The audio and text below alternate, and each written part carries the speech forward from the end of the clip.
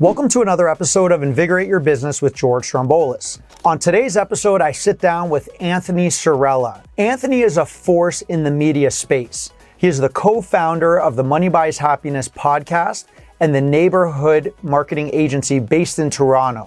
Through their videos and their platforms, they have over a billion views across all their videos. They are creating this media empire together with his partner, and his podcast is in the top 1% on Spotify, which is remarkable. Anthony is someone who speaks his heart. He is truly transparent and authentic, and he'll teach us and show us how being that way translates into revenue for your business, your brand, as you grow. So enjoy this episode starting now. My name is George Stroumboulis, and I'm extremely passionate about traveling the world, meeting new people, and learning about new businesses.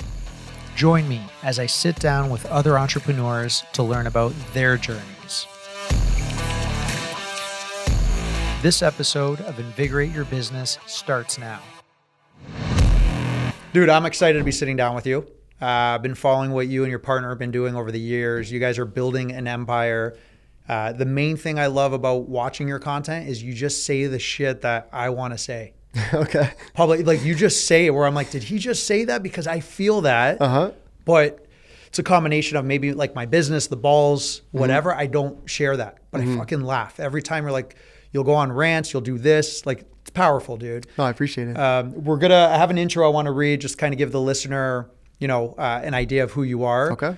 My audience, there's a lot of international, there's a lot of people in Europe, right? So I want to introduce them to who you are. Cool. So let me jump out with that, and then we'll talk about where we're doing this, right? Okay.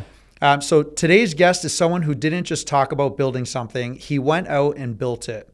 Anthony Sorella is the co-founder of the Neighbourhood, a media and marketing agency he built with his partner from the ground up, focused on entrepreneurship, culture, and creating content that actually connects.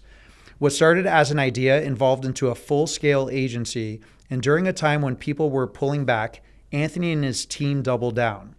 During the pandemic, instead of waiting for things to return to normal, they launched the Money Buys Happiness podcast, a separate platform created to explore the real relationship between money, mindset, success, and fulfillment. Since then, Anthony has sat down with major guests across business, real estate, finance, and entrepreneurship, having conversations that aren't scripted, aren't polished for approval, just honest, direct dialogue. Together, they've grown the Neighbourhood into a media and marketing hub in Toronto, producing long-form podcasts, short-form content, and campaigns at scale. Across their channels, their work has generated billions of views, with the B, not because it's manufactured, but because it's real, raw, and resonates. What I respect most about Anthony is that he says exactly how he sees it, no filter, no bullshit, no fluff. And that's awesome, especially in this day and age. So Anthony, welcome to the show. Wow, man. In your studio. That was awesome. Yeah, in our studio. First of all, thank you. That was an incredible intro. I appreciate it. I don't think anyone's ever done that for me. So that was a big boy. That was a big one. Just facts, man. Yeah, for sure. And welcome. Great studio. It's awesome. Yeah, here in Toronto. Yes. So there's a lot. I want to talk about culture, Canada, US, like your hustle story. I've listened to some of your content recently. Just like your story, where the hunger for money came, your background, all this stuff. So first of all, talk to us, where are we sitting right now, and like what's so special about this space and what you guys are building? Yeah, for sure. So we're sitting inside Grid Studio, which is inside our sort of creative hub here in Toronto, Canada, that is sort of built off the backbone of Neighbourhood Creative, which you mentioned, which is our marketing agency.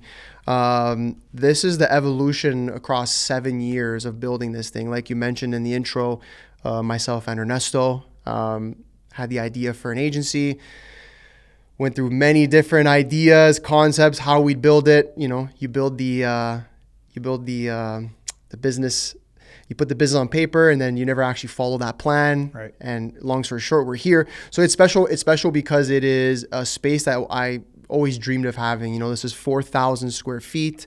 Our idea started in Ernesto's basement, maybe a couple hundred square feet, to an office that was about 800 square feet, then to an office that was like 1,400 square feet, and then here. So the evolution's been awesome. Definitely through some wavy times here in Canada. I know across the world, but here in Canada specifically with COVID and all that. And so, yeah, it's super special because it's a space that we've worked a lot for. We've worked very hard and never took no for an answer on the way. Yeah. So, well, so a couple things. You've become synonymous with like Canadian culture. Like you guys are representing Canadian culture. Like as a Canadian born and raised here up until 19 and now living outside, like I go to, the Money Buys Happiness podcast, your content to kind of feel plugged in from the outside, what's going on in Toronto. Cool. Even though you guys are doing stuff outside the world. Yeah. There's a few podcasts, a few people that I follow where I'm like, okay, I know what's going on. These are the issues. Yeah. Which is great. Like, was that your intent? Like to be a culture hub? You know what? Not really, if I'm being honest. It kind of transformed into that out of like necessity. We felt like it was necessary. Like, you mentioned the agency is very like we're B2B, we work with businesses, help them grow on social media. We launched that in 2019 and that was just supposed to be a marketing agency. There's millions of marketing agencies across the world and none of them tap into politics or social issues or anything like that. So that was Neighbourhood. And then Money Buys Happiness, like you mentioned, when we launched it in 2020 during COVID. That was during like COVID happened in March. And then when did you guys actually launch? March. Oh, really? Like literally, like it was 2 weeks into lockdown. Everything shut down. The world shut down. We had some money in the bank account and I looked at Ernesto and I said, if everyone's going to be on their phones now more than ever, but all of our clients don't want to pay to be posting anymore, like that sounds like the stupidest thing. So at least in the meantime, why don't we just be more online than ever so that at least one day when the world does come back, they're going to remember our faces. And so the idea for Money Buys Happiness initially was it was a business marketing podcast. Like if you go back and look at our first, I'd say 20 to 40 episodes, it was very business focused. Yep.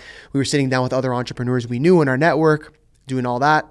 But then as things continued to progress with COVID, and Toronto and more specifically Canada was just in these like insane lockdowns and nothing was making sense and you got to stay home. But myself as the prime minister, I'm going to fly everywhere and go on vacate. I'm looking around and saying, what the fuck is going on here? Right. Like, sorry, can I swear? I mean, absolutely. Okay. It's encouraged. It's encouraged. All right. I'm like, what the fuck is going on here? This is not making sense. And obviously things started happening. Vaccines, you got to get 20 shots. You got to do this. You got to wear a mask. You got to go to a restaurant, put a fucking mask on when you walk in, sit down, take it off. And you have to go to the bathroom, does the virus only live at 5 feet, but not at 3? So anyways. And you couldn't even question, not even to dive into that. Yeah. You had all these mandates and you couldn't even just ask the question, hey, does that make sense? Well, that's where I started. So I started going on social media and my first sort of like breaking into like saying whatever the fuck was on my mind idea, like that sort of persona, I guess, if you want to call it, was just being like, why? Right. Why can't we do that? Or why do we have to get this? Or why do we have to shut the restaurants down? Or why can't I go see my grandma? Whatever. And the responses I was getting were crazy. You're a grandmother killer. You're a fucking idiot. You don't know anything. You listen to the scientists. Listen, exactly. Who the hell are you? And that was just like my villain arc. I was like, oh yeah? Oh, so who the fuck are you? Exactly. So who are you to tell me I can't ask questions? Yep. So when I started getting that response, that changed everything for me. So I started off very like, I want to say innocent, like just being like, well, why are things like, and I was asking innocently. I wasn't asking like as if I was trying to get a certain answer. I was genuinely asking what I believed were very normal questions to ask in a situation like this. We're in a quote unquote worldwide pandemic. No one wants to ask what's going on. Like, I don't know, that seems weirder to me than actually asking the questions. Exactly. So that's when kind of things started. So to your question about Money Buys Happiness, well, it started off as very business focused, but then I started on my personal brand via my stories and stuff, asking questions and then getting certain responses. And then that pushed me harder on my personal social to start asking even more questions. And then that I started getting even a bigger blowback. Was it more blowback than support? At the beginning, it was 90% blowback, 10% support. Right. But that motivated me more. Like I was like, oh yeah, like okay. I was liking the engagement. I was like, yeah, fucking. You did, eh? Let's go. Most people would be like, all right, I'm gonna back down now. And dude, everyone telling me like, my girl telling me to stop. Right. My sister, stop. At that time, then we had brought on some business partners. Ernesto's sister, my sister came on Neighbourhood as minority business partners. you're going to ruin the business. You're going to fuck everything up. I said, we don't have business now anyways. Yeah, exactly. Our clients are all gone. So what's the fucking difference? And the way it's looking is like Canada wants to destroy business anyways. So if they're gonna take me down, I'm gonna go down swinging. Exactly. So and then Ernesto kind of jumped on the bandwagon with me. Was he more reserved like during that in the beginning?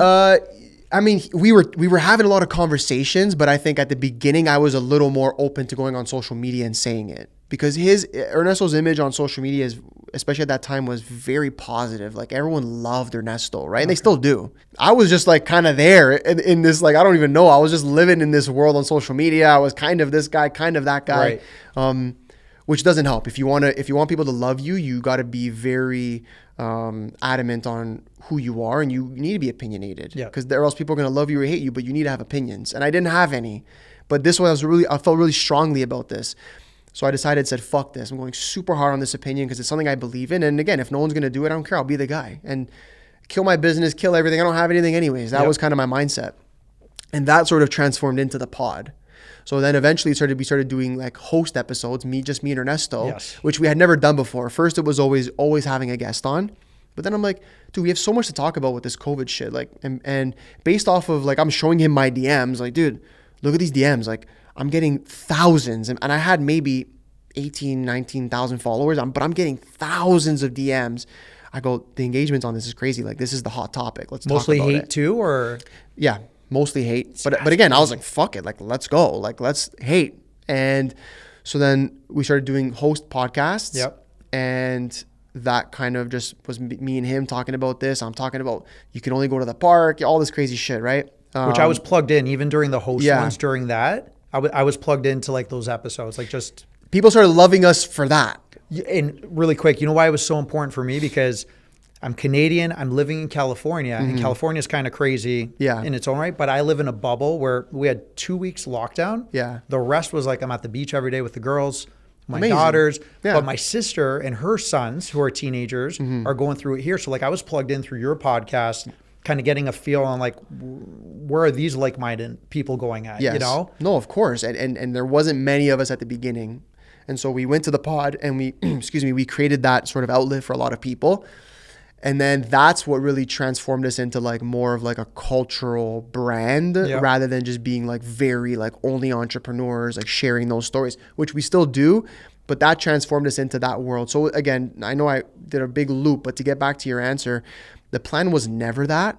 It just happened organically. And I think that when things like that happen organically, that's the best way. Absolutely. Because you're not really trying. I wasn't trying too hard. I was just giving my opinions, talking about what was happening around me. And then people like yourself, Canadians outside, were like, holy fuck, dude, seems like you're in prison. I'm like, yeah, I am. Like, take the fucking shackles off.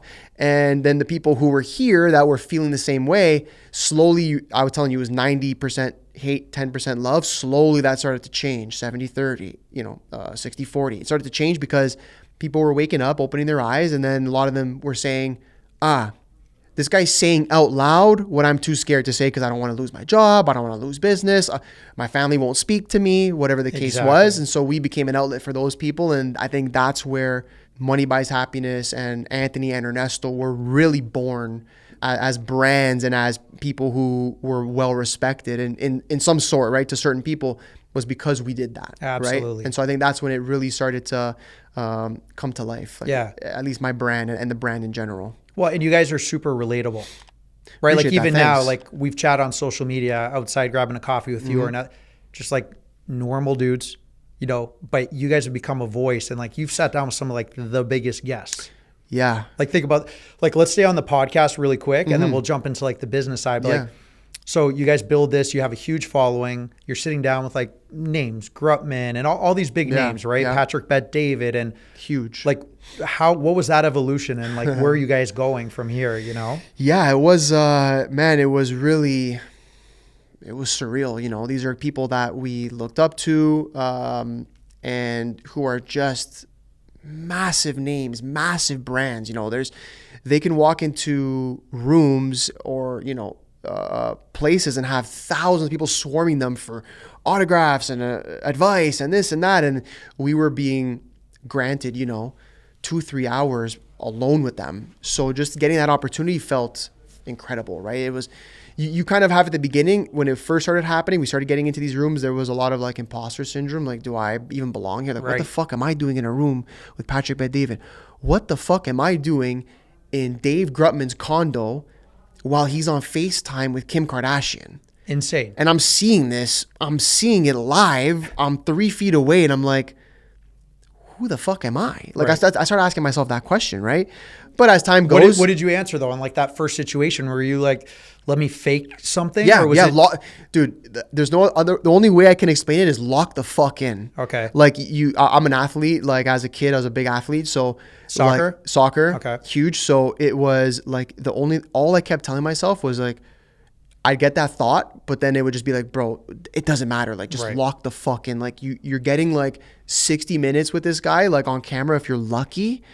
Like, nothing else matters other than that. Absolutely. You know, so just like dial in. Obviously, we're not stupid guys. We come prepared. We have questions. We know exactly the way we want the conversation to flow, what he's going to ask, what I'm going to ask. If things go this way, how are we going to, you know, we treated it like every conversation with somebody that big it was like we had a business plan with like 50 different ways that it could have gone. Oh, you approach it like that? Yes. Every episode was approached by like, we wanted to go this direction, but if it goes here, we know exactly what we're going to do. If it goes here, we know what we're going to, you know. So anyways, we always had those plans. So although you get that imposter syndrome a little bit at the beginning, it was just like, dude, lock the fuck in. Like, there's no other way to put it. I know that's like a cliche thing, but that was the mindset, was just lock the fuck in. You got Dave Grutman. He welcomed you into his house. He forced you to eat. Fucking guy forced You did that at his house. We did it at his house. Yeah. What background for those that don't know David Grutman? They don't know hospitality or top venues in North America, right? Dude. Or the world. Yeah. Man, you're talking about everything. Komodo, Gecko.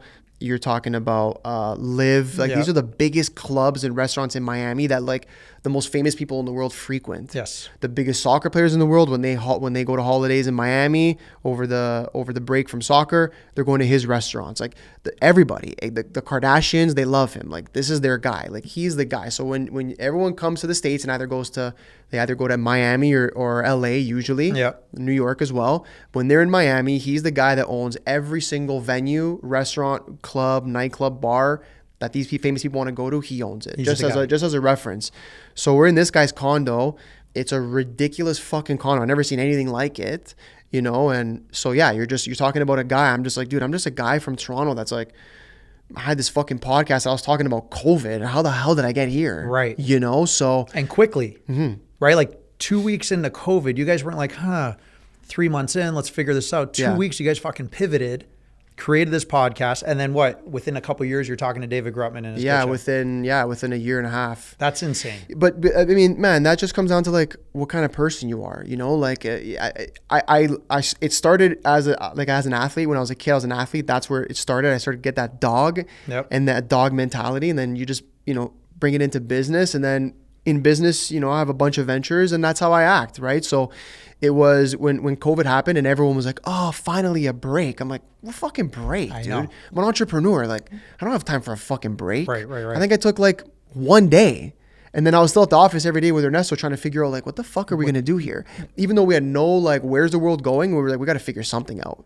Right. So that just comes from being a dog. Like, how bad do you want to succeed? Right. And Ernesto was on the same level. That's why we work so well together. Yeah. You know, we have different strengths, but our mentalities are very aligned. Right. So that, you know, that's a whole other conversation. But so that was it, man. It was dog mentality. COVID happened. Fuck it. Let's start this podcast. And starting the podcast, and it was speaking my mind, which, you know, still to this day is very important to me. And then that, you know, that opened up a world that I couldn't have planned for that. Right. And I think that's what a lot of people don't understand is authenticity will take you places you could never imagine. Right. When you speak and act with authenticity, you'll find yourself over time in places you could have never dreamed. And there's no plan. You can't plan that. Right. So a lot of times what I tell people is like, whether it be in business or just in life in general, like if you don't want to be in the same place you were yesterday, the first thing you need to start doing is just being honest. And it starts with yourself, like being honest with yourself, being authentic with yourself. Because that's the first thing people do. People wake up every day and lie to themselves. oh, I love this job that I work, or I fucking love this girlfriend that I have, or this boyfriend that I have, but meanwhile, you fucking hate them. Yeah. Or, oh, I love doing this. Like, you don't, dude. You don't. But you lie to yourself every day. You wake up in the first act. Imagine this. 99% of people wake up every day and the first act they do is lying to themselves. True. Let me ask you this, though. Sure. You realized that during COVID. COVID was the big awakening for me when it comes to that. So your realization, though, was publicly. So, hey, I'm speaking my mind. I'm getting a response. The response is helping me and my business partner build a business. We're getting in front of some people. Financially, things are taking off. What about the average person that doesn't have that platform and is not going to see those results? It's easy for you to sit in that chair with me and be like, change it, speak your mind. But to your average person working in an office, like, how do you do that? Oh, it's very simple. Like, it doesn't, again, speaking your mind doesn't have to be publicly on social media, like grabbing your phone and going like, oh, I fucking hate this politician. Yep. What about the people around you? Wake up. And if the person you live with, your husband, your wife, your boyfriend, your girlfriend, or does shit you don't like, be straight up with them. I'm not saying go out there and blast them. Right. You fucking suck and stop doing this, but start having honest conversations. Oh, your family member treated you like shit for so long and you took it. Fucking stand up for yourself. Yeah. Go tell them. Again, doesn't mean you have to fight that person. Doesn't have to be an argument, but start having honest conversations. Your boss treats you like shit. One of your coworkers never does his fucking job and it gets put onto you. Speak. Yeah. Start talking. Like, and that's the number one thing. So that's why I'm saying, so it doesn't have to be publicly on social media to see the results. I bet you they see better results like that. The guy who wakes up and hates his fucking job, or wakes up and maybe he's okay with his job, but his boss treats him like shit and his coworkers don't do their work. And do you know how good that guy is going to feel if he just wakes up and starts being honest with people? Absolutely. Just that. You start tapping into your authenticity. What happens from there? Things start to change. People start looking at you. They start having more respect for you. You start gaining confidence in yourself. Holy fuck. Then maybe you might actually quit that job because you've gained the confidence to say, I deserve better than what's around me. Right. Right. And so for me, it was publicly online, and I realized I deserve better than what's around me, right? In the positions I'm putting myself in, the rooms I'm putting myself in. But for an everyday person, that's just done through what's around you. Yeah. Your job, your significant other, your family. That's where it starts. Would you say like that's where you're building? I know you're still young, right? You're in your 20s? I'm 29. 29. But like when you're looking in the future, like that's sounds like your legacy, right? You want people to speak up for themselves. Dude, right? 100, man. Yeah. There's nothing more important. That's why I say it's like people, I see all these people on social media, these young guys. I'll speak to young guys who want, like, they have the feeling that they want to succeed. They want, I got to be this rich guy, yachts, cars, whatever. That's great. And everyone wants it. Believe me, I want it too. But none of that fucking matters. Learning how to trade crypto or do email marketing or teaching business, selling AI, none of that fucking matters if you can't be honest with yourself. Right. So the first step in being successful is learning how to be honest with yourself, which means being honest with everyone around you, at least that you care about. You don't got to go and, give the world's best advice or go blast somebody that you don't give a fuck about. But it starts with the people you love, your friend, like your good friends, your siblings, your family, stuff like that. So that's the ground level. That's where it starts. I happen to practice on strangers. Fine. That was my way of doing it. But that made me feel better. I had a moment, I don't know, a couple of years ago where I was just going mental and my girl was like, dude, I was having depression. I was feeling anxious. I want to leave my house, like whatever. During COVID? No, post-COVID. Yeah. Maybe like 2-3 years ago. Yep. And a lot of it was because I just wasn't having my last stage in the whole, like, being honest with people was like I'll say my family, but like my immediate, my mom, my dad, my sister, people really close to me. And I was refraining from having tough conversations with them just because I was always like, whatever, just make sure that they're happy, that they're taken care of, right? Like a lot of what I do here is to take care of my family. Yeah. Beyond everything, beyond the nice cars and everything, like if I work first for my family. And so they were like, my hardest thing for me was, the last stage of it was having I'm talking like, not like tough things, like you said a mean thing to me, or I didn't like it. I'm talking like going back on like my childhood and like being like, yo, I don't like the way that this happened. And, rehashing that. And bringing things up, because that shit, I believe, at least stays deep inside of you. And as years go on and you don't tackle things like that, it'll eventually get to you. And so I started having like these random heart pains. And dude, I was doing tests on my heart. Like I was going like to the max from a medical level. And they're like, dude, there's nothing wrong with you. Stress. Just stress. Internal stress that was causing these things that were like mimicking heart attacks. It was things I never spoke about. Yep. And ultimately it came down to me having to be honest with certain people. Like literally, like that actually fixed my life. But who my made health. you bring that out though? Like that's not easy, dude. Yeah. I mean, it's a little bit of just self-reflection, which I think is like, what does that look like? For me, it looks like it's long drives. Like I'll be like, hey, I gotta go do my own thing. And I'll take like an hour drive and just like literally in silence and just think and think and think. And then I have one really good friend. Shout out my best friend from elementary school. He's my longest friend. We got baptized on the same day. Lou, I love you, bro. He's like very philosophical. He's a super philosophical guy. And one of the smartest guys I know. And I always go to him with my issues.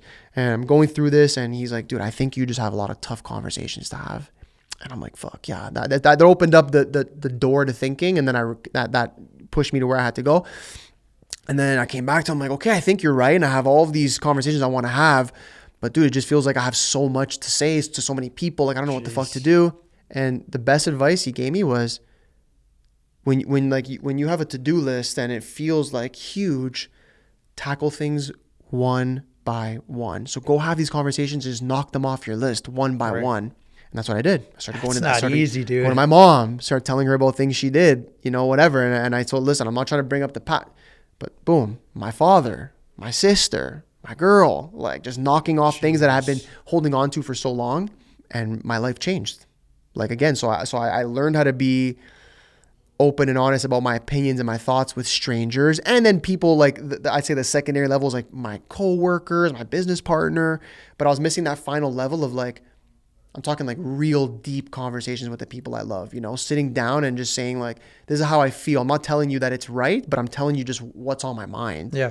And I'd love to hear what you have to say about it, That's mature, man. Dude, it is tough, but I think what people are scared of those conversations, as I was, like I didn't even realize I was, but the way that the relationship grows after conversations of that level, I have the best conversations. I have the best relationships with my family that I've ever had. Really? Because of that? Of course, man. Of course. Like imagine with your wife, right? Like, I always talk to my girl about this. I say like, me and her will like dissect our issues to like, I'm telling you, to like the point of no return. Really? Like we will try to get to the deepest bottom of why something may have happened or why we're having a certain conversation or a certain disagreement. Like we'll spend one dinner, 2.5 hours.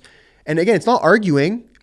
But she's giving me her points. I'm giving her points. And I'm actually trying to put myself in her shoes. And she's actively trying to put herself in my mind and get to the bottom of something. And sometimes we do and sometimes we don't. But what I believe that does is that tells the other person, like, I actually love you this much that I'm really trying my best to understand, truly trying to understand why you feel that way about what I did or vice versa, or the thing I said, right? And so when you approach the relationships with the people you love at that level with that much respect, there's like, you're just building the relationship to a level that like, it can't break. Nothing can get between you two, right? I'm speaking about a wife, but that could be a mother and son, a father and son, a sister, brother, whatever, right? Dude, that's huge. I mean, I'm much older. I'm 44, and like I'm very direct in ways with, if I want to tell my mom something or my dad, very direct. Like my sister would be like, sometimes you're a hard ass, but it's like I get to the root.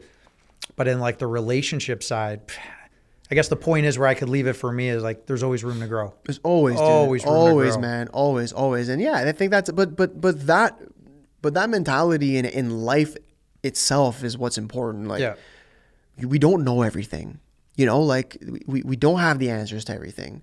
And sometimes I'm like you, I'm very straight to the point. Now it's like, dude, like you piss me off. You do something I didn't like, or I think you should be doing something a different way. Like, I don't care. I'll tell you fucking dead straight. Like my mom, my dad, my sister, it doesn't matter. Yes. But I've also learned that like, sometimes I'm not always right. So I'll spit my point at you, but then I actually want you to like come back and tell me maybe why you think I'm wrong. Sure. And let's go. Let's debate. Yeah. Like, let's go back and forth. Right. And not, The key to that though is not doing it with an angry tone, Yes. which was my problem. Because I'm very much like, no. I'll get heated in debates, right? Which removes the whole message, right? Anytime we get heated or the passive aggressive, or it destroys everything, right? Destroys everything. So I know I'm going in loops here. I know we were on a different conversation. Loops are good. I know we're on different conversations, but these are all the things I learned from just telling shit how it is. Yeah. You know, which will take you into the stratosphere. You know, Absolutely. it'll take you to the stratosphere. So, okay, this is great. Podcast to close the loop there. Yeah, please. Sorry, I keep opening loops. No, man. This is good. So MBH explode top 1% in the world on Spotify. Like just huge, dude, right? Like absolutely huge. Talk to me a bit for those that are Nelk fans, right? With Kyle Forgard, and like you guys ended up having an agreement, or they saw what you guys were doing, like tried to bring you in. Yeah. Like just talk about that. Like that's a huge achievement as well. Yeah. Right. And where it went. Sure. Yeah. So again, being smart guys, strategic guys, everything we do is with a purpose. We never just do things just to do them. We brought on 905 Shooter, which was their like OG videographer who had never done a podcast, who was exiled from their group for sending unsolicited pics to people. Okay, we've been there, done that. Right? Yeah. I mean, I don't know. I never done that, but hey, whatever. I've only sent solicited ones, but so whatever. And he never had a chance to speak. So in my mind, we always knew we wanted to get Kyle on because he had never really done a podcast other than his own. So that was being the goal. So how do we get his attention? Well, why don't we get his exiled member on, who is from our city that we live in, and who would probably be open to talking about the situation because no one's given him the floor. Yes. The last thing was he did this bad thing. He's exiled, and now fucking guy's suicidal. Yep. So we bring him on again with that intention, to give him a chance to speak, which was a cool sort of outlet for him, and vice versa. And we also wanted to get his attention. So we did that. We ended up getting his attention. And long story short, we got his attention back and forth for months and months and months and months and months. When I say back and forth, months and months and months and months, I was talking to him more like I was just annoying him. Like I'm very persistent, especially when it comes to business. I knew what a partnership with Nelk could do for the podcast. So I would voice note him daily, text him daily with no responses, by the way. Like I had no fucking shame. I didn't care. Good. Back and forth. Finally, we end up getting him on the pod. I guess before he signs us, he wants to come on the pod, meet us in person, see what the whole situation's like. He comes on, episode releases, 1 million views in like 24 hours. Miami. Our biggest episode, Miami. Yeah. And it goes crazy. Long story short, he's like, yeah, this was awesome. We'll sign you guys. They sign us. And that's what ended up putting us in rooms with guys like Patrick. Patrick by David was later. Dave Grutman, Sugar Sean, UFC champion, guys of that stature. And that experience was incredible. The incredible part of it was being able to get in those rooms. Like that gave us the initial bump to get in the rooms. Then we did the rest of the legwork, obviously. But other than that, it was no dream, if I'm being completely honest. How? Like from... because we were just promised things that we didn't get, which is fine. Like when we said that, a lot of they have like a very hardcore fan base. So if like you say you could come with like full on receipts of like something bad that they did, and their fan base would find a way to be like, it's your fault, right? So they're passionate, right? Like they're very passionate, which I respect, right? Yeah. So yeah, we just things that were agreed upon, we just didn't get, and yeah, so they fell short in what they owed to us, and we were over delivering on what we were expected. So that's not a good relationship. Right. Who likes that kind of relationship? I'm doing more than I should, and you're not doing at least the minimum of what you said. Absolutely. And the luster of like Nelk and that whole empire doesn't matter if you're working and not getting what you... Correct. Right? Yeah, it didn't matter, right? Listen, again, it was a 12-month deal. And about 3 months in, we found out very quickly that this was going to be a very one-sided partnership. But again, mouth shut, kept working. And then we just did our best to utilize our connection with them to get more bigger guests. Yep. Hey, we're signed to them. We're signed to them. We just kept saying that, right? It helps open doors. Yeah. Of course, it opened a ton of doors. So in hindsight, it's like, yeah, like at the end of the day, we didn't get what we wanted out of the deal, but we were opportunistic, and So we used that signing to open 1 million doors that we would have never opened, or maybe would have taken us a much longer period of time to open. Sure. So yeah, that's pretty much that. That was pretty much that. And yeah, coming to the end of our deal, we could have stayed on another year or whatever. Oh, you still stuck out your deal, your original deal. We stuck out the 12 months. Class act, man. We That's gave huge. we gave them their portion of whatever money via the brand deals Yep. that we brought in. Right. All good. Again, we when we sign a contract and we agree to terms, we agree to the terms. That's how we do business. Like it or leave it. So that's how we are. So they could never say anything negative like that. And that was always our goal. Like we leave this, they could never say we didn't do something that we were supposed to do. At least on our side, we could say that, Absolutely. right? And that's how we go into, not even just this business interaction, but every business. That's how you have to be, right? No dirt on your name ever. And so that's the way that ended. And we had our opportunity to go for another 12 months. We obviously opted out of it and took things back into our own hands and started building from there. Good for you, man. So again, very grateful for the fact that we even got signed and the doors that opened. But if I had to look at that partnership as a whole, I think it was a net positive for us at the end of the day.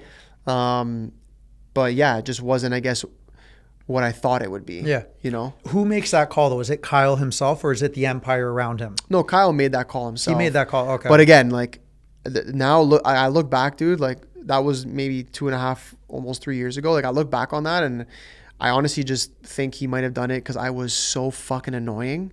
Like I was so persistent on making it happen because I knew what would come from it that I gave him no choice. A part of me felt like I gave him no choice.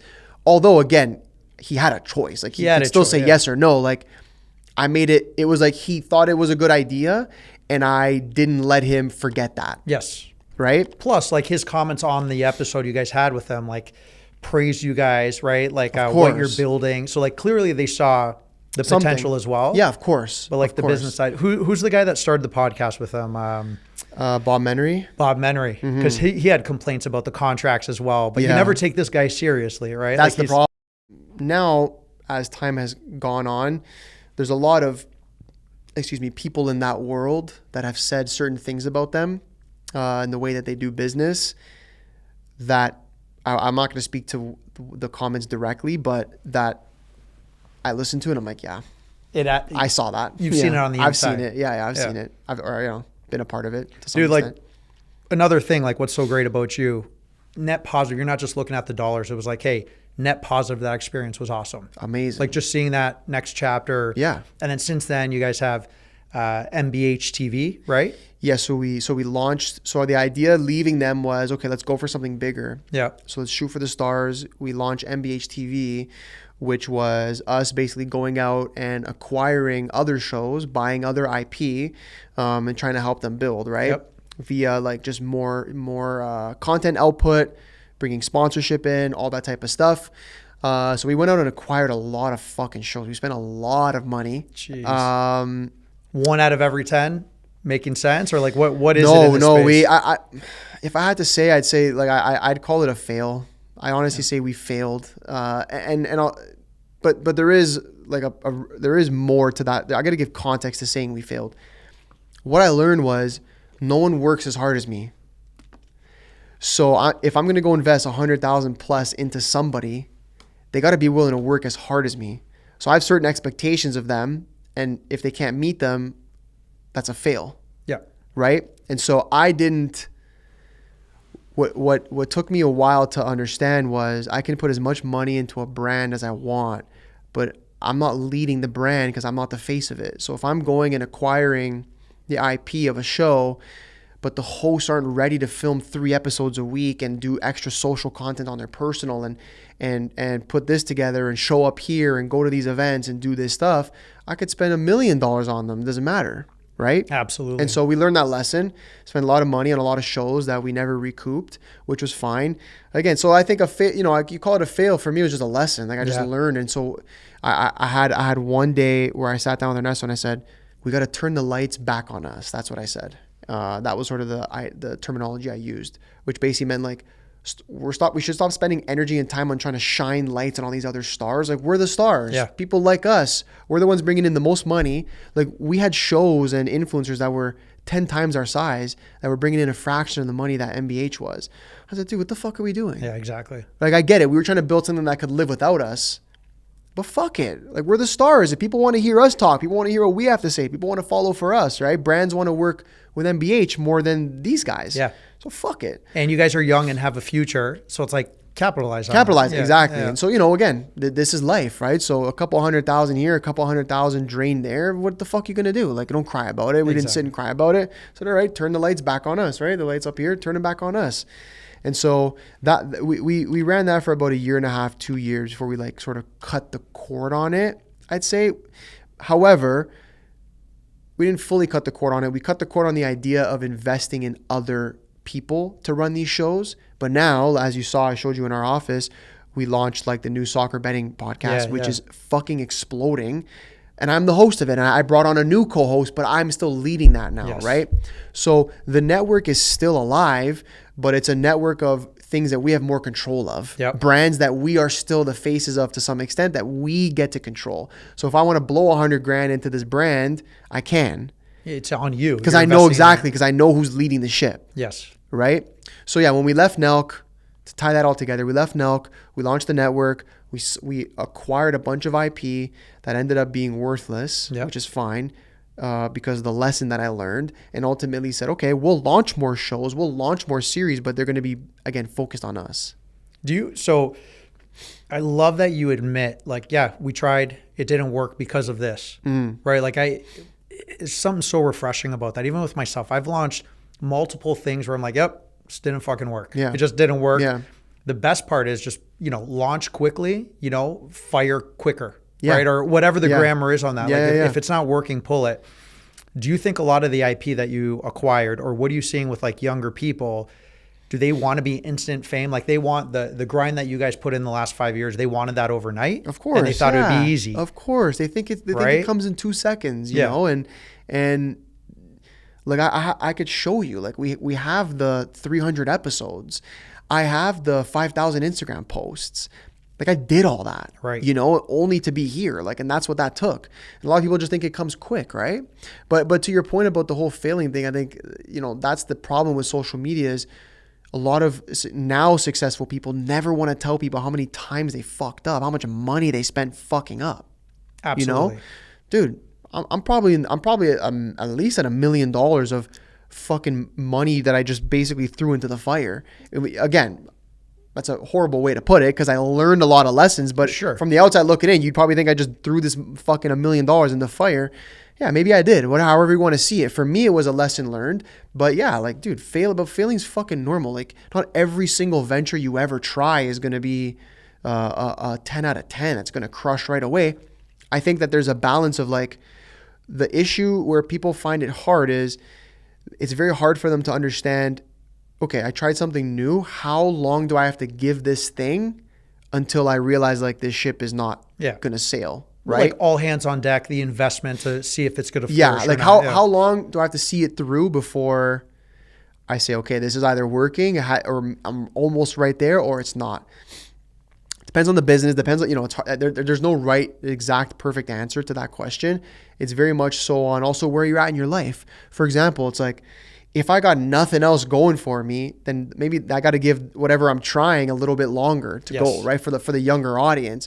But if you're guys like us, where maybe you have 1 or 2 or 3 successful ventures that are making you money, right, and bringing dollars in, and you try the 4th, you're not going to give the 4th 3 years to go. Exactly. Because fuck it, the energy you're putting there, maybe if you just put it back into one of the 3 that you have on the side here, you can double, triple, or, you know, raise your fucking top line rev by 20%, whatever. Yeah. Right. And then hold on, and then throw kids into the mix. I don't know what your future plans are, but the minute you add kids into the mix, you become even more laser focused on, right? Like this and that. Like, even like me personally, my podcast isn't massive. I do this for, you know, sitting down with cool people, hustling, whatever. But the fact that you're sitting down with me, like, this is awesome. We're going to spend an hour together. It's time. Everything I do now is like just time. And it's not just dollar. It's, hey, sitting down an hour with you, I'm going to learn 2 things about the space where you're an expert at. You know what I mean? Like, it's not everything's tied to money. Correct. Yes. Right. That's a good point. Not everything matters about the exact dollar return you're getting from it. Right. But like the Nelk thing wasn't the money you'd expect, but what you learn on there, like, can you really put a dollar amount on it or what it opened No, up, dude, right? the networks, like, just as an example, the networks. Yeah. So I looked and I said, fuck, we didn't get the money or the fame that I was so like for sure that we were going to get. But yeah, the network I gained is a fucking $1 billion network. Absolutely. That's the thing. So not even a million, it's $1 billion network. So yeah, then essentially the money was there, when you look at it. And you're in a tough industry, man. Like you're fighting for people's attention. It's the hardest. Listen, everyone's fighting like for the marketing. You want people's attention. You want their money. Like that's how it goes. My business is different. I'm B2B trying to get big brands but like to get people's attention. And again, I have nephews that are 18, 20, 22, right? Outside of Toronto. And I see them on their social media, dude, it gives me anxiety. It's like, you'll hear 3 words, next. It's like, that's what you're fighting with, dude. Yeah.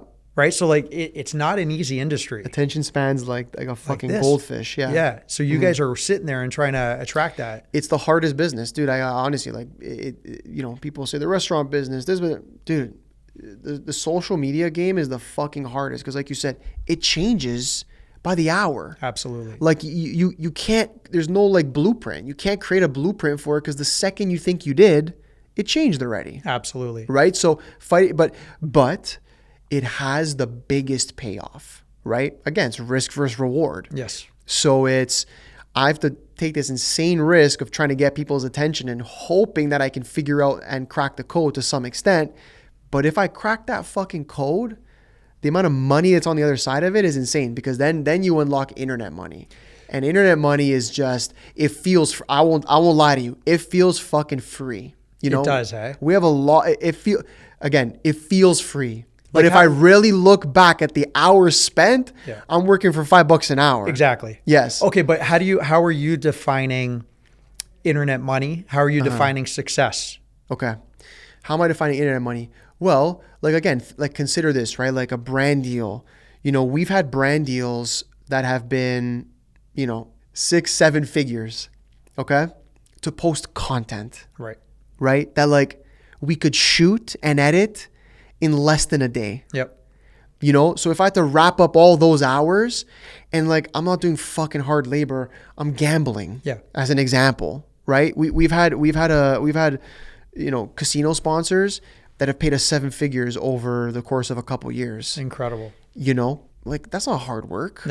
No, but they're tapping into the hard work you did to build it. Correct. Right? Yeah. Correct. So, but once you've surpassed and you sort of cracked that code, it literally feels like a money glitch. Like I'm telling you what it is. It feels like a fucking money glitch. Like when you're getting the wires to the account. Yes. And you're seeing numbers that like you're seeing a number for 1 month that it took someone 5 years to attain because you made a gambling video. Right. You're going, what the fuck is this? Is this cheating? What's going on? Yeah, like this isn't real, right? So again, but it's risk versus reward because how many people try to crack the code on attention and never do? Yes. Right? So that's the thing. That's what internet money is to me.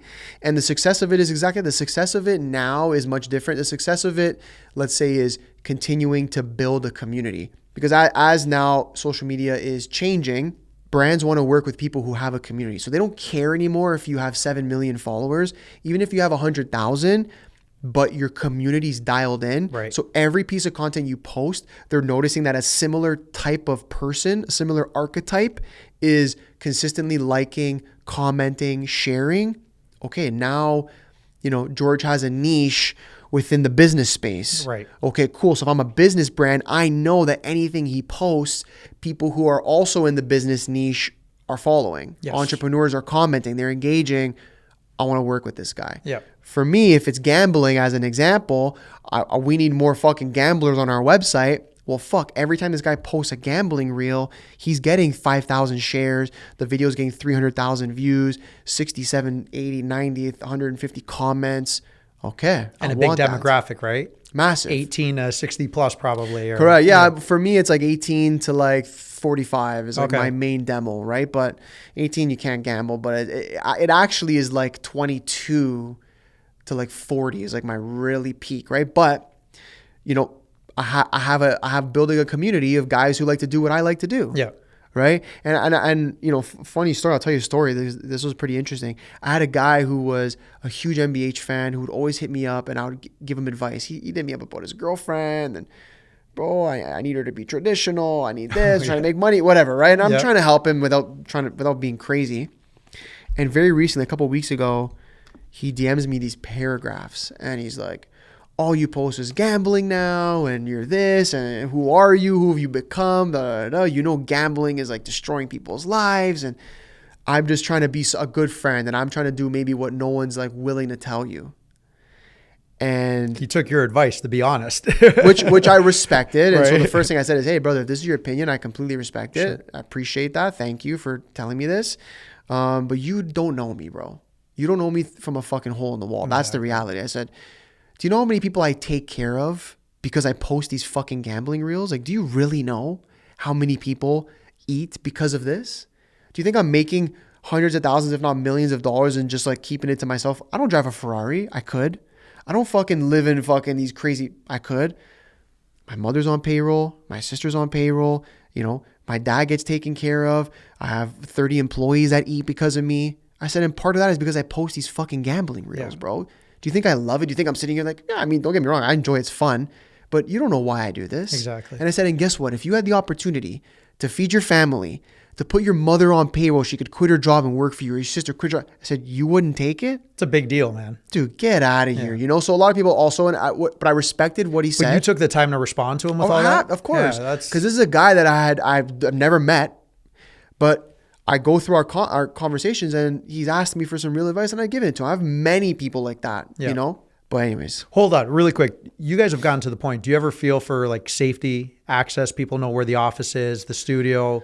Like, are you guys getting to a point where you're like, No, if someone came through that door, I'd fucking kill them. Okay. Straight up. I'm not like, I'm and there's security and everything. I'm not putting it on blast. No. Dude, door's locked, door code. Like, you can't get in. We have cameras. We have everything. Sure. But dude, with my bare hands, I'd kill somebody. Yeah. I'm a machine, dude. Yeah. I'm a fucking machine, bro. People don't know. Yeah. So watch out, guys. If You see these two hands right here? I'm a machine. No, I'm not. And also because we don't, I'm not walking around with cash. I got nothing. I have not one single piece of jewelry on. I got nothing. What are you going to take? My NBA child? I'll give it to you. I'll give it to you. Yeah. Yeah. I had $120 Nike shoes on, Zara track pants, Zara this. Yeah. I don't walk around nothing, bro. Which is the biggest flex, man. I was with my nephews the other day. They got this new belt and this. I'm like, guys, the flex is to not have logos. I did that. I know. Man. It's all the stage. That. You did. Right? I'm sure you did that too. I did it too. Yeah. We've done it. The older you get, like that's not the flex now. You start realizing, well, dude, like, you know, even for us, when I started getting into rooms with like billionaires, like, you know, I always tell the story. One guy showed me, I'll never forget, at dinner, he showed me, and it wasn't to flex. It was because I was asking him questions. He showed me his checking account with 200 million liquid in his checking account. Now, I tell that story because this guy, to an expensive restaurant, we were at the surf club, Four Seasons Surf Club, which is in Miami, well, a little bit north. He was wearing a Hanes t-shirt with the neck, like, you know, like that old shirt that like you maybe go do like yard work Looks like bacon. Like dude, it's like bacon. Yeah, literally. It had like the stains on it. Hanes t-shirt, baggy Nike sweats. Like it looked like they didn't fit him. Like it's like, bro, just at least go put on sweats that fit you. Fucking like A6. Nothing. Like you wouldn't know. The guy has $200 million liquid. So I see that, right? And I had already like learned that lesson, but seeing that at that extreme level, I'm like, yeah, don't get me wrong.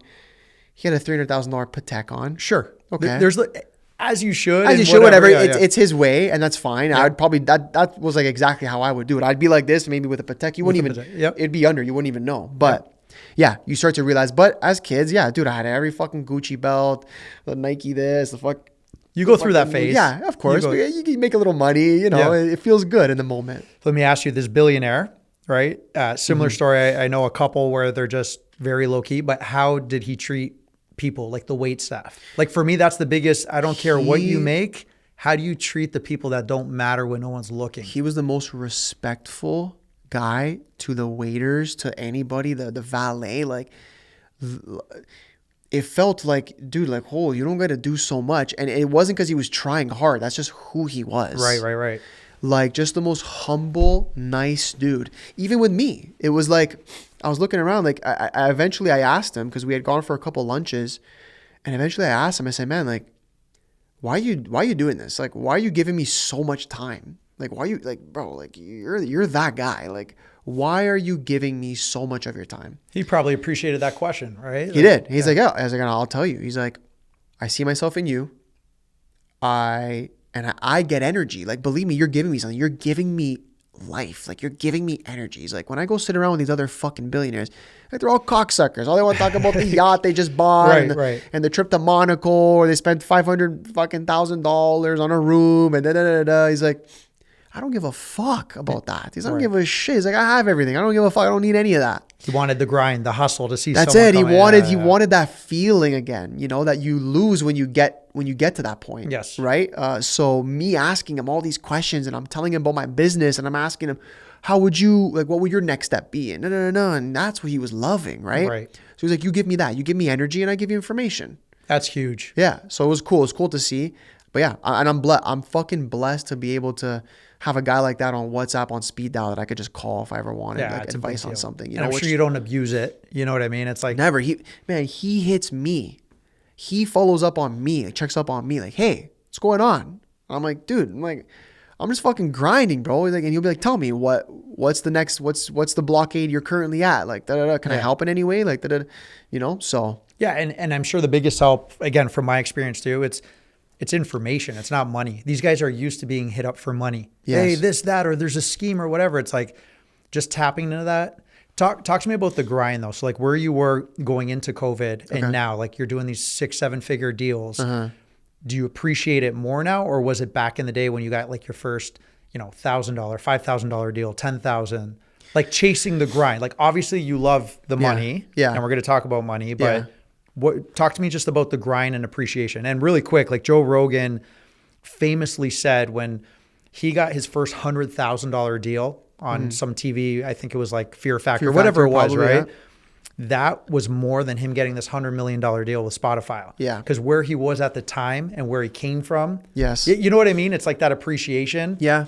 I mean, the thing is like, I feel like I still appreciate it the same way. And the reason being is because as I've leveled up dollars wise, I've always continued to add pressure. So I'm not comfortable. Every time that I've made more money, I've like brought a new family member on payroll. Right. Every time that I've made more money, I've set another like big goal that I have to get to. So I've always continuously added, I think, just enough pressure to keep me hungry. And I think a lot of people forget that. So it's like, yeah, you make this big deal, you get this big deal, and then you become complacent because you stop adding pressure. I think good entrepreneurs continuously add pressure to themselves, which is a way to force yourself to keep grinding. Right. So I think I appreciate it just the same, I think, honestly. I can see the perspective of a Joe Rogan in a similar situation like that. Like I can see where the perspective comes like, oh, the 100,000 meant more to me than the 100 million. But for me, the 100,000 feels the same as the millions, feels the same as the 1,000. Right. Like, and I think that also is because the way that Ernesto and myself operate is we respect every dollar. So like I have respect for money.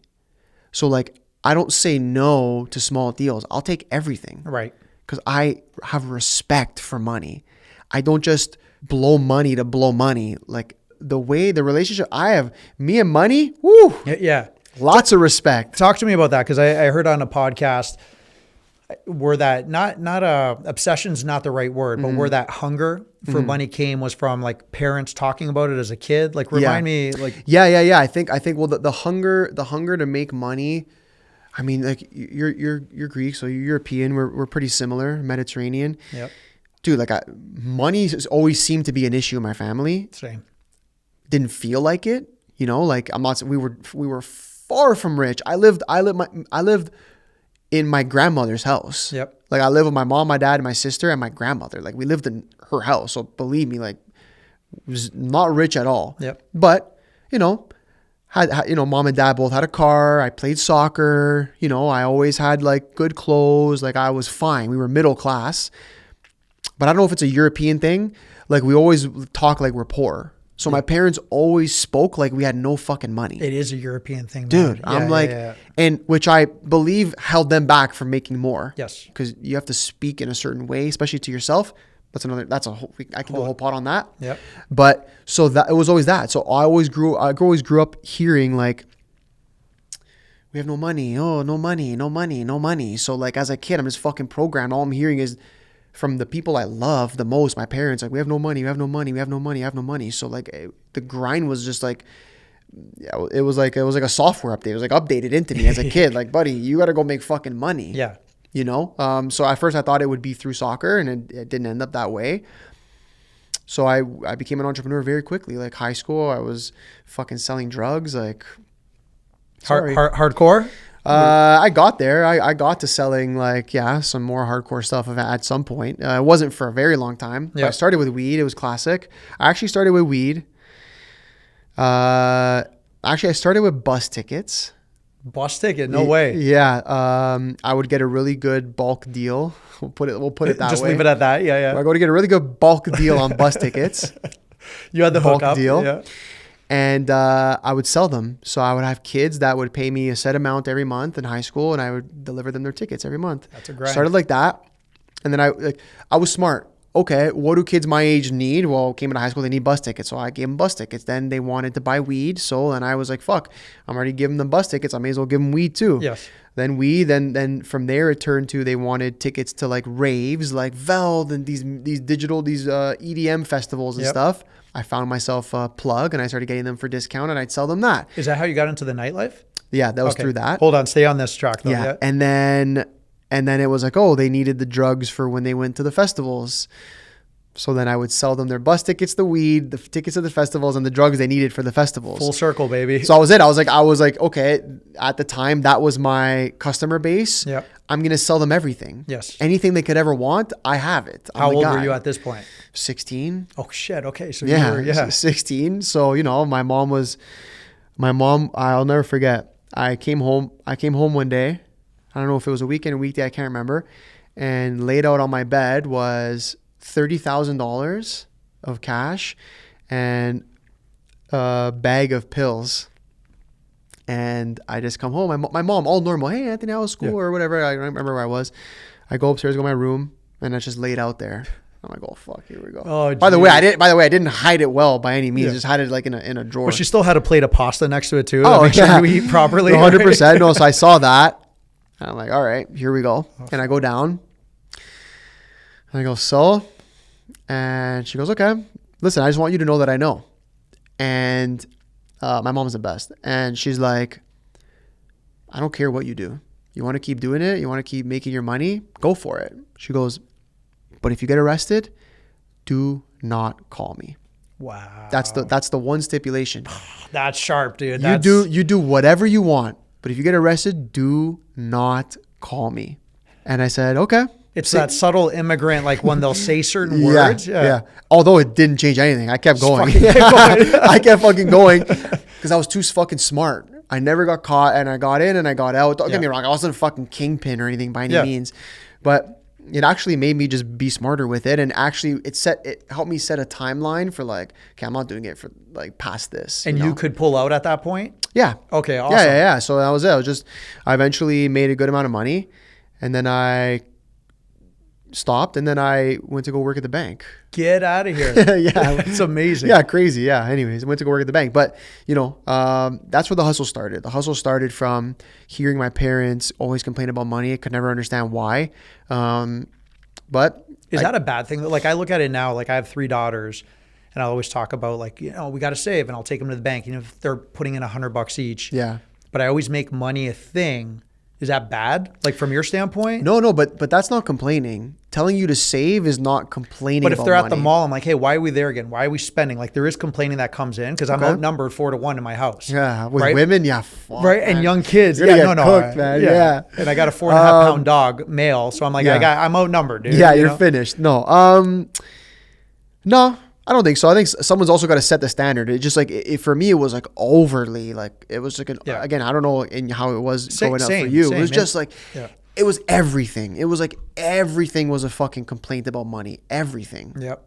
Like for what? For what? Yeah. Again, like I'm all for a little bit here. Yeah, make sure you save. Hey, we don't need to buy this. I'm all for that, of course. Like, you also got to teach them the value. There's a balance between this is the value of a dollar and this is just complaining about a money problem that you don't have. Totally. Right? Yeah. And just kind of conditioning them. For yeah, that. Exactly. But again, it works two ways. Like, some people will hear that and continue on the trajectory of complaining that they never have enough money. Or I took that and said, fuck that. I'm going to make sure we all have enough money now. Oh, exactly. Yeah? Okay, fine. All right, good. You know, my mom retired eventually. She worked for the school board. She retired.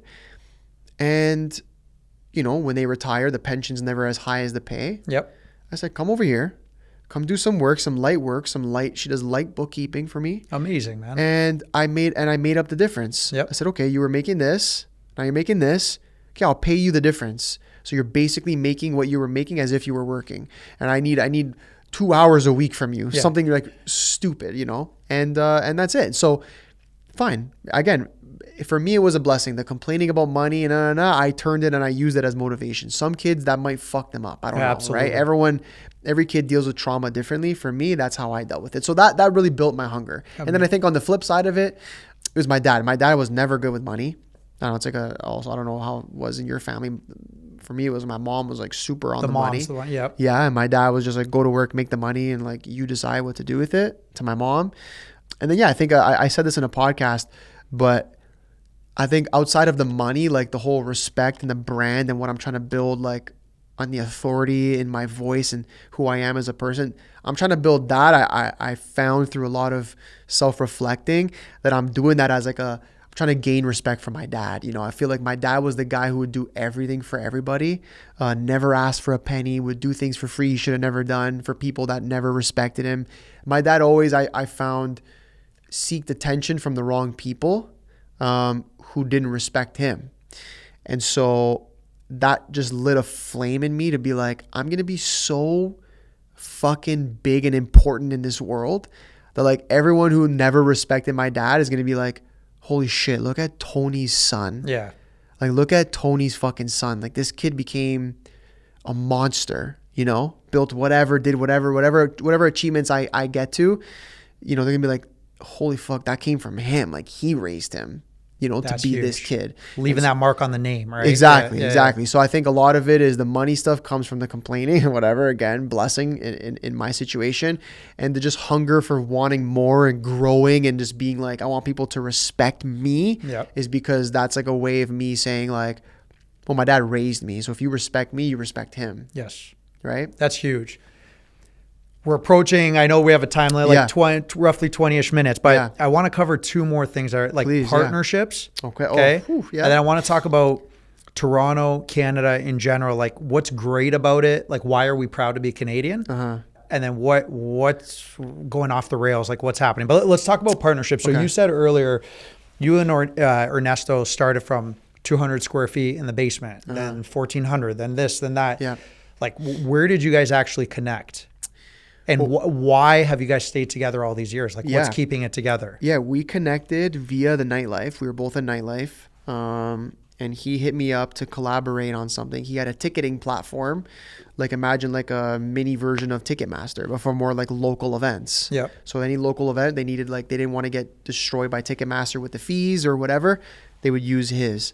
So I was hosting events. He hit me up. We connected. And it was like, I call it like love at first sight. I went to, at the time he had like a little office on Dufferin and Eglinton, like some would call it a little bit of a ghetto area. He had this sketchy little office and he invited me there. And just the fact that he had this office, I was like, whoa, cool. I was really young, so I'd never seen that before. What's the age difference with you guys? We're 3 years. Okay. So, which speaks to how ahead he was. He had this at like his early 20s and I was like 18, 19. And I'm like, whoa, this is cool. And then it was just like the way I could see myself in him. I'm like, oh, this guy like is someone who looks like they grind as hard as I did. So the same way I would just like bust Kyle Forgeard's balls to get that deal done, I would bust his. Yo, you at the office today? Like, can I just like come work there? Can I just come by and work there? And he'd be like, yeah, come. And obviously just the more that we're being around each other, the more we're speaking, the more I'm sharing what I'm doing, the more he's sharing what he's doing. We're finding ways to collaborate. And so in all of that, we both ended up seeing, or like I'll speak for myself, but we've both said this, like we both ended up seeing the one thing we're aligned on for sure is how fucking hard we work. Right. So we found that alignment. Then the next alignment was like, okay, how big are your dreams and goals? Mine are fucking through the roof. I want this. I want things that people wouldn't even dream of saying they wanted. Like they'd be embarrassed to tell people that that's a dream of theirs. And it was the same thing for him. Okay, so we have alignment on how hard we work. We have alignment on our goals. Okay. You want to be a nightlife forever? No. Do you? No. Okay. This is pretty interesting. Yeah. And basically those three things all came together. And so we started working together on some of our like events. We would do some like special events together. And that was more like, it was like an unspoken thing where it was like, let's collaborate and let's see if we actually work well together. And we share, and all these things that we think we're aligned on, actually we are aligned on, because we can speak all day, but you need action. Right. And so as soon as we started collaborating, it was game over. It was like, yeah, we both were the first people to the office, the last people to leave. We had all these ideas. We executed on everything. If it took working 24 hours around the clock, he would do it. I would do it. You know, there was nothing that wasn't aligned. So that was really the birth of everything. And then I think the reason why it's lasted so long to this point is because we see each other as family now. You know, there's nothing I wouldn't do for him and vice versa. There's just nothing that he doesn't feel comfortable telling me, and there's something I don't feel comfortable telling him. How do you guys deal with like disagreements or conflict? We're straight up. Everything is a conversation. Like if we don't agree on something, it's just a conversation, and let's debate to the death. Yeah. And we'll find our answer. But like, has it like heated moments? Oh, like heated all the time. Like, hey, let's sleep on it. Like, how do you guys? Not really. We'll get. Here's the thing. When I say heated, it's like because we're both European. Like we just get into like a yelling match, but it's not like a you're a fucking idiot yelling match. It's like I'm just yelling my point. He's yelling his point. Like we're just like that's cultural. It's a call. Yeah, exactly. Yeah. We're just like, you know, some of our team has been around and to see that. I don't give a shit. Like I'm going to show you guys what it really is here. Like this is how much we love this business and inherently love you guys, right? And care to make sure you guys keep growing. So we'll do it in front of the team. I don't care.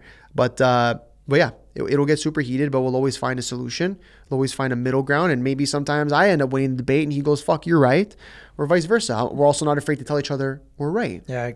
But he's not afraid to sit me down and say, bro, you're fucking slacking right now. And vice versa. I'm not afraid to be like, dude, where the fuck you been this last 3 weeks? Like, what the fuck's you good? Like, let me know if you're actually good. And if you need a break or time, you got to tell me. Just talk. You got to talk. But you got to talk, right? Yeah. And that's it, man. Honestly, is that we want the same things. We're both willing to like, you know, risk everything.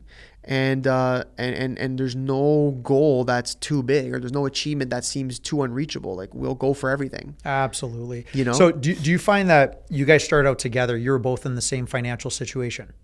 Yeah. Right? Like not one of you was sitting on piles of millions. Yeah. Right. Like I say that I'm approaching 10 years with my business partner in the States. Mm-hmm. And when we started, it was like new mortgage, new baby, same desire. We're not sitting on piles of cash. So like the hunger was the same level. Yeah. Versus if I went into a partnership with someone who had so much money. For sure. And I'm busting like there would be animosity. Yeah. I feel like if you're starting a new partnership, you need to have someone who's kind of mirrored in certain ways. It's the most beneficial for think sure. So. It's the most beneficial for sure. Look, can I say that me and Ernesto come from the same situation? No, we don't. But it's not far off. It's not like, oh, like, you know, one's over here and one's over here, right? We don't. So we had that same passion for sure. And we were two young guys, like at the end of the day, right? We started working together, you know, call it 23 and 20. Like the fuck do you have at 23 and 20? Right. Nothing. Just dreams. Just dreams. That's it. Yeah. And the fact that our hunger has what feels like only grown since then is just more evidence. But you make a great point. Definitely. I'm not saying it's impossible, but I definitely think the most beneficial partnerships come from when it's, you know, two guys, let's say, we're speaking about ourselves, from two people that are in the same financial situation, the same struggle, because then, you know, you're both going to have to work that hard to get to the next level. Absolutely. My business partner grew up, his father was an executive at IBM. Okay. My parents, restaurants. Yeah. Totally polar different. Wow. Like in the beginning, we just clicked though at the last startup. Yeah. And then when you're looking at it, it's like, hey, what about you? What about this? Mm-hmm. but nowhere on paper would that make sense. Yeah, fair. Right. But Fair. if I went in business with another Greek who came from restaurants, we'd probably be out of business a year in together or killing each other. Right. Yeah. That's cultural. Talk to me about Canada. Yeah. Right. So, listen, I was born in Toronto, raised in Niagara, Fort Erie specifically, until I was 19, and I haven't lived back here since. Right. Lived international, but I'm Canadian. Mm-hmm. Like I identify. I hate even saying that. Right. Yeah. He, she, they, them. Yeah, but like I'm proud to be Canadian for several things, but my family's still here, friends, best friends, all this, and they just always talk about like how it's changed. Yeah. And like the obvious one is culturally. You know, what's happening in Toronto, financially, it's expensive. But like, I want to hear from you, right? Like an ambassador of culture here. Like, what are the top 3 things that you love about Toronto/Canada? And like, what are 3 things where you're like, fuck, we got to fix this? Or is it even fixable? Yeah. I don't even know if I can give you 3 things, but give me your top right like now. Top, yeah. I think what, at least what I can say Toronto and maybe Canada has done for me, it's given me the belief that I can be something big, that I can, break through this market. Like I'll say Canada, but like my fucking GOAT is Drake. Drake is my GOAT. So when I look at Drake, to me, that's Canada. That's a guy who came from a place that is now a little more respected. I mean, we're losing it, but he was a guy who broke through, a barrier that was so tightly put together and that no one was able to break through. And so I grew up on Drake. And so like, I guess people are going to hate me for this, but for me, Drake is Canada. Drake is a mixed kid from, not the ghetto, but from a middle class area that said, I want to be something and like, I'm going to do it, you know? And I feel like Canada still has glimpses of that. There is still that little bit of energy here. I know a lot of people who here, whether they're doing it, they're trying, they're in the phase of figuring it out. It does make you feel like you can be whatever you want. I'll say that about Canada. But at the moment, truly, I know this is going to sound horrible, but at the moment, that's really the only thing that I can really pinpoint that I do love about Canada. Right. Period there. Yeah. But like even Drake, which by the way, the best part about him is he puts Canada on. Yeah. Still, like he didn't just go and he's living in Atlanta. Like Canada's still. He's here. He's home. He's at home. He lives in Toronto. He lives in Bridle Path. Like he's here, you know? So I have so much respect. I sometimes wonder why. Then again, when you're the king, you do whatever you want. Doesn't matter where you are. Exactly. But he's one of 18 homes. One of them's here. Yeah. But it is amazing. But like you said, for you and your aspirations, like the States, most people have to go to States to realize it on that magnitude. Yeah. Right? Even he did. He had to. It was part of him, yeah. So where are we struggling? We're like, obviously COVID was a big deal. Yeah. Right? Like on just how Canada handled it. Again, there's going to be haters that are saying, well, what do you mean? We did the best we did at the time with the information. And I hate hearing that stuff right now. Like, where else is it going wrong? I mean, Canada's biggest issue, in my opinion, blanket statement, our government, everything we do is just half-ass, you know, and it's crazy because some of the decisions they get made from a federal, provincial, and then even a city level here in Toronto specifically is like some of the decision making, you question like, are you that fucking stupid and incompetent? Or is this being done on purpose? And it's like a fine line of you can't figure out which one it is, you know? And so I ask that question every time I hear a new law getting put into place or raising the taxes for refugees. I'm like, people already can't fucking afford anything here, right? So again, blanket statement, government. But you know, there's a few major problems in Canada. Canada, for one, is a monopoly state, meaning all of the biggest and most important services and things that we have in Canada are run by, 1 to 3 companies. Our telecom is 2 or 3 companies. Our groceries are 2 to 3 companies. Insurance, car insurance, all that type of shit, same thing, 2 or 3 companies. So you have a state full of monopolies. And when you have a state full of monopolies, no one here is going to try to create new things. So we have no great people trying to invent. We have no inventors in Canada because you're not incentivizing them to invent, because the minute they invent, they just get gobbled up by one of the big boys. And then guess what? They take the money. Maybe they got 10 mil, 20 mil, and they leave. Exactly. Right? So you have the talent pool here in Canada is so sparse because the minute they look around and say, I have no chance against these big boys, they go to America. Absolutely. Or they're gonna, now they might go to Dubai or any of these places, right? So they've killed small and medium business here to incentivize for the monopoly because the monopoly lobbies with the government. So they've destroyed business in Canada. Business in Canada is gone, okay? You have that issue. Then the other biggest issue, in my opinion, call me whatever you want, the immigration here is fucking ridiculous, okay? Yeah, I know the whole story. We need immigration. We need immigration. If you want to be honest right now, I don't think we need immigration. What does Canada need more immigration for? Don't we have a housing crisis? Exactly. Don't we not have enough homes to house everybody?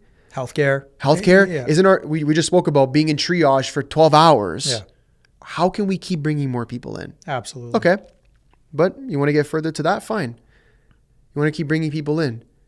Who are we bringing in? The bar for getting into Canada has been set so low for immigration. It's fucking ridiculous. What's the screening process? It feels like anybody can come. This feels like anybody can pick up and come to Canada if they want. Come in as a asylum seeker, refugee, and then come. We'll pay you to live here. We'll give you free home. We'll give you free housing. We'll give you furniture debit cards. You know this? Yeah. What the fuck is going on here? Your people who are born here can't afford to live. Yeah. Yep. My dad, for example, who lived here, right? Paid all these taxes, ran businesses, all this stuff, barely gets $1,000 pension. Yeah. But people are coming in. And again, people will say, oh, is this racist? No, I'm just saying the right people. No different than Trump. Yeah. If I sit there and say, you got to tighten it up. Like I came in legally there. Yeah. Right. Well, you can't just kick people out, but you got to pick the right people. You got to have some mechanisms. Of course. Here, it's like too much too soon. And why? Like, what's the why? Just to fill it up? But this is what I don't get. And the reason the reason that the government and this stuff can continue to happen in Canada, the idiocy that goes on in our government is because there's zero accountability. No matter what decisions any government official makes here, they have no accountability.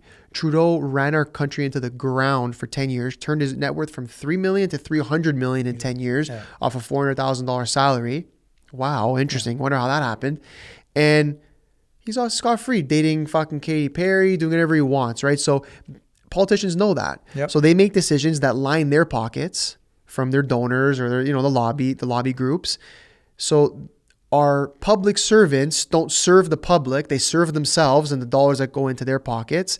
And they don't care about the mess that causes for the everyday people, because when they get out of their office, whatever their job may be, and they fucking ride off into the sunset, they know they have zero accountability waiting for them. Exactly. So of course, I don't even blame them. Of course they're going to do that. So the people who are supposed to serve the public here, they don't. They serve themselves with no accountability. What did we expect? What did we think was going to happen? Of course we were going to get fucked at some point. And then let's go back to immigration. Yeah. Guess what? Where immigrants come from fucking matters. There's a saying, import the third world, become the third world. Canada opened the doors to India in a way you could have never imagined. Show me any fucking liberal here with fucking purple hair protesting with their Palestine flags, doing whatever, that say Indians are welcome here. I'm not saying any. Go live in India. Yeah.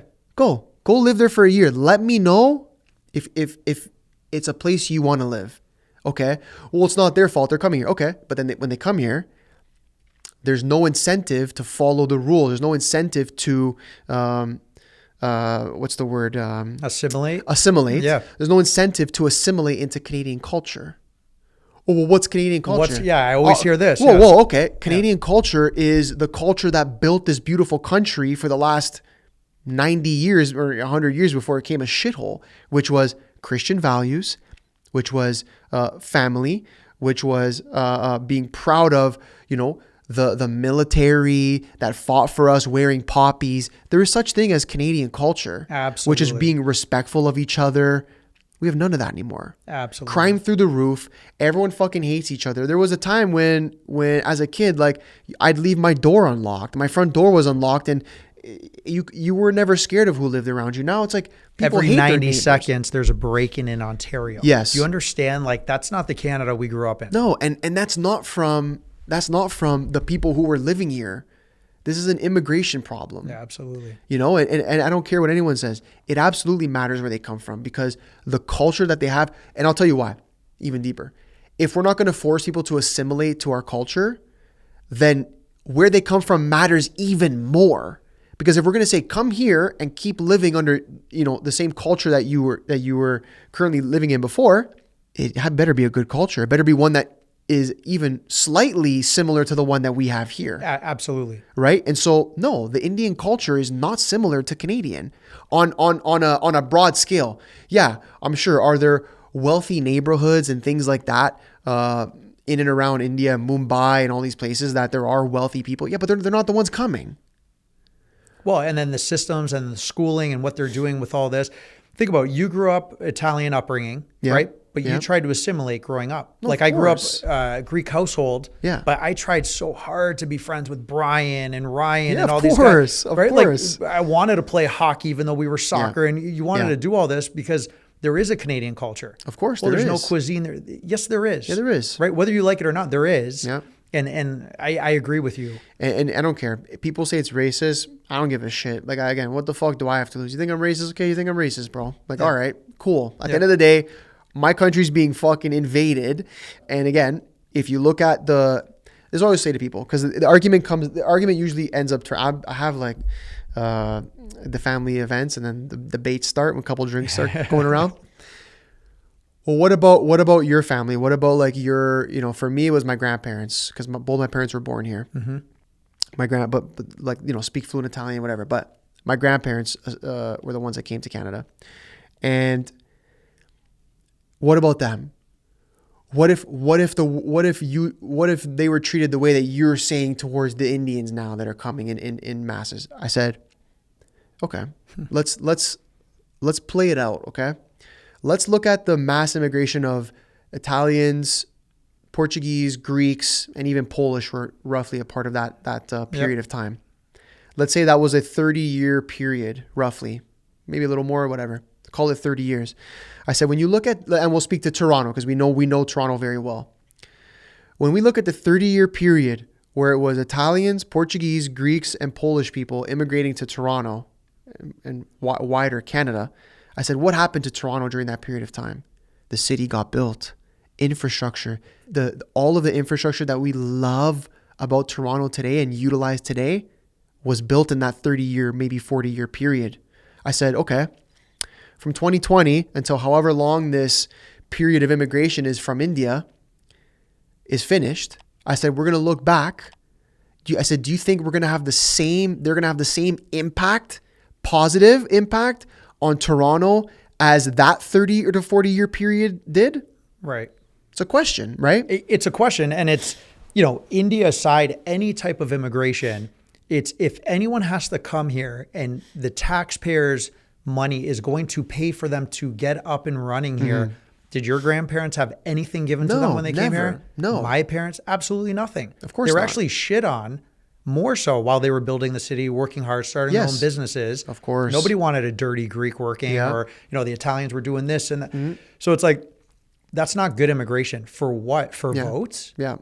And again, you can't even ask the question because you're labeled this, that, or the other. Again, at the end of the day, when I say India, I'm calling a spade a spade. That's where majority of Canadian immigration is coming from, right? At the current moment.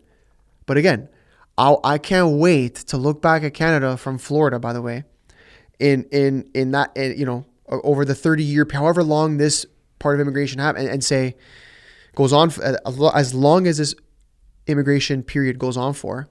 And I can't wait to say, okay, so what were the net positives during this period? Right. Taxes went up, crime went up, grocery prices, cost of living went up, home prices actually went down, but no one has money, so they can't afford them anyways. Exactly. I couldn't find, right now I can't find one positive. You know what I mean? Yep. So that's always my argument. I say, okay, we need time to let this play out, but I can look right now and I can already make I think a pretty accurate prediction of where it's headed. Absolutely. So 2 different angles, that's always where I look. So wrapping up your question, is it government incompetency? I don't think so. I think it's politicians who are filling their pockets at the expense of everyone else, and they don't care because there's no such thing as accountability for politicians here in Canada. And then the other biggest problem is the immigration. Then there's things like the wokeness and all that stuff that comes and goes. And then that's an ebbs and flow thing. Yeah. But I'm talking about real things that have real negative impacts on Canada and why it's been on such a downward trajectory. And I don't see the light. I don't see when we bounce back. I have no idea. Could have been helped if Pierre came on your podcast, Pierre Polyev. Hey, we tried, man. Did you guys try? We tried, yeah. Couldn't make it happen. And hey, listen, I don't know. He at the end of the day, he had it in his pocket. I don't know how he lost it. I don't know, man. It's kind of a big deal. I know we're wrapped for time, but I mean, on the next one, we got to do it. Like, I want to talk AI with you. I want to talk about media. There's a bunch of stuff. For sure, man. Hey. This has been such a good chat, man. Thank you. Appreciate it. Best way to get in contact so people get life and relationship advice from... Yeah, oof, okay. I don't know if you want that from me. No. At Anthony Sorella on Instagram. I'm honestly better at answering. It's funny, I tell people, if you have my number... DM me, I'll probably answer faster. Yep. At Anthony Sorella on Instagram. That's where you find me. Awesome, man. Appreciate you. Thank you so much. Thank you, bro. Awesome. Right there. 2 minutes left. Dang. That was incredible. Never holding back, man. Thanks for listening to this episode of Invigorate Your Business with George Stroumboulis. Please hit the subscribe and like buttons and follow me on all the main podcast streaming channels. Also, please share your comments when you can. I appreciate your help in expanding this network to a worldwide audience. Until next time, stay invigorated.